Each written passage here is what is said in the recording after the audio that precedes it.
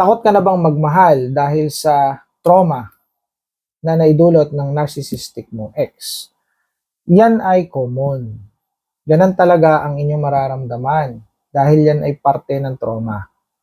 Pero ang maganda dyan ay yan naman ay nagagawa ng paraan. Okay? So, ang unang dapat ninyong gawin ay maging self-aware kayo. No? Self-awareness. Ano yung self-awareness? Ayun yung alam mo na kaya ka nagkakaganyan, kaya ka natatakot, no? Pag may nanligaw sa iyo, takot ka. Kapag may liligawan ka, takot ka. No? Ayan ay produkto ng trauma mo. Ibig sabihin, resulta yan ng trauma mo. So, in that way, nalalaman mo na wala namang problema talaga. No? Nararamdaman mo lang yon dahil sa trauma. Yung isip mo may trauma eh. Kaya nagiging ganun.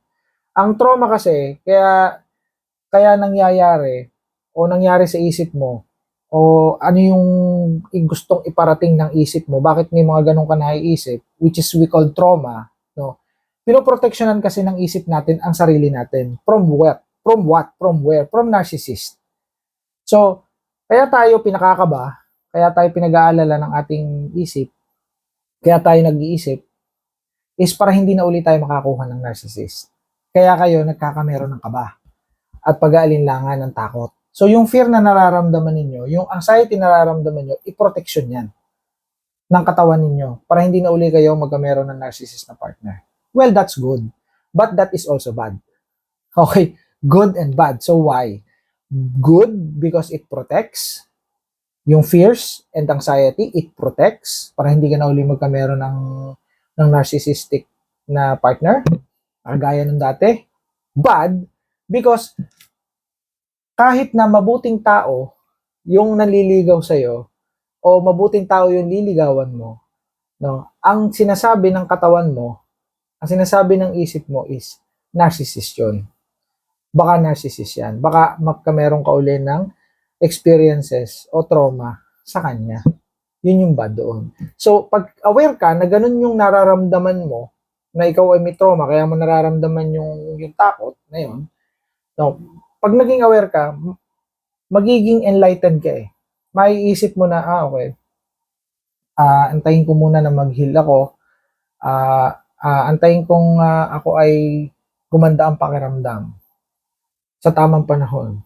So, what I'm trying to tell you is, wag muna kayo makikipagrelasyon.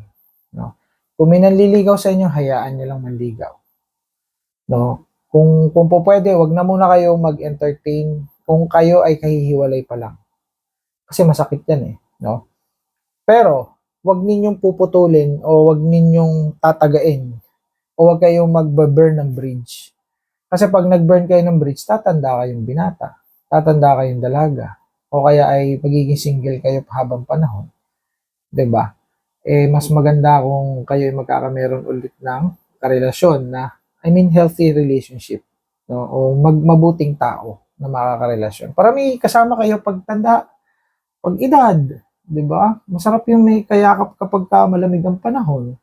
Meron kang kasalo sa kagaya ngayon, malamig ang panahon, may kasalo kang kumakain ng mainit na lugaw, na may itlog, 'di ba? Pagkain ng champurado, no? Sa gabi, meron kang kalampungan, masarap 'yon. Kaya 'wag niyo puputulin yung inyong pakikipagrelasyon sa iba. Pakikipagrelasyon ulit, no?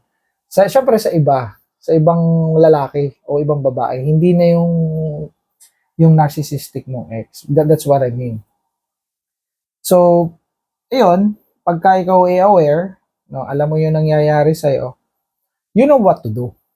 Okay, hindi mo na kita, sa isip mo, no, hindi mo na kita sasagutin, hindi mo na kita i-entertain. Kung kakausapin lang kita, pero hindi kita i-entertain as manliligaw na bumibisita sa bahay, o kaya nagde-date tayo. Okay, hindi mo na ako manliligaw, kung lalaki ka, hindi mo na ako manliligaw. Why? Because ayaw mong magkameron ng rebound relationship. Yun yung gusto kong iparating sa inyo. No? Why? Kasi hindi ako agree sa rebound relationship. Oo, mawawala yung pain ninyo pansamantala, but lalong lalala yan pag nagtagal. Okay? Kawawa pati yung inyong magiging boyfriend, girlfriend, o magiging asawa. Biro ninyo, yung pain ninyo, isasalin nyo sa kanya, o yung pain ninyo mapapapunta sa kanya kasi magsi-share kayo ng feelings di ba? So anong i-share mong feelings? Puro abuse, puro frustration, puro pain, di ba? Hindi ka masaya So you must learn how to give time to yourself bago ka makipagrelasyon. Okay, so anong takeaway ko dito? Ang takeaway ko dito, antayin ninyo yung tamang panahon. Pakiramdaman niyo yung sarili niyo kung ready na ba kayo. No? Bigyan niyo ng ample time, ng enough time. And then, pagka okay na makipagrelasyon kayo. Another thing, do not rush. Okay? Huwag kayong magmamadali. Huwag kayong gagawa ng relasyon out of out of anxiety, out of fear, out of depression or etc. negativities. Kawawa yung magiging partner nyo. I don't like that. Ayaw kong mangyari yon sa inyo at sa partner ninyo. Kawawa talaga. Okay? So, wag makatakot makipagrelasyon, mag-antay ng tamang panahon, at lagi mag-isip ng brighter future.